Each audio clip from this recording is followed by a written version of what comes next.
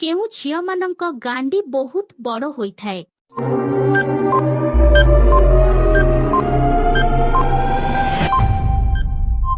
ଉତ୍ତର ଯେଉଁ ଝିଅମାନେ ଅଧିକ ଗିହାଗେହି ହୁଅନ୍ତି। କେଉଁ ଝିଅମାନେ ବାଥରୁମରେ ବାଧିଲା ବେଳେ ବିଆରେ ଆଙ୍ଗୁଠି ପୂରେଇ ହଲାଇଥାନ୍ତି?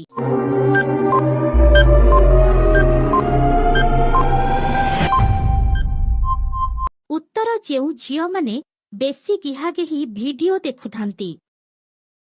ଝିଅମାନେ କେଉଁ ବୟସରେ ଅଧିକ ଗିହାଗେହି ପାଇଁ ପସନ୍ଦ କରନ୍ତି?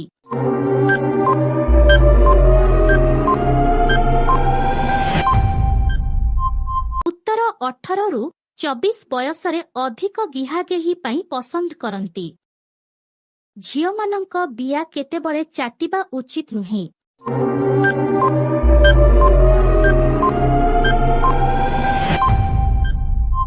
ଉତ୍ତର ପିରିୟଡ୍ ସମୟରେ ଚାଟିବା ଉଚିତ ନୁହେଁ।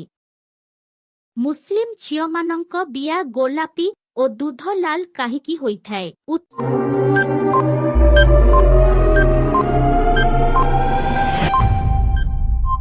ଉତ୍ତର ମୁସଲିମ ଝିଅମାନେ ଅଧିକ ଗୋରା ଥିବାରୁ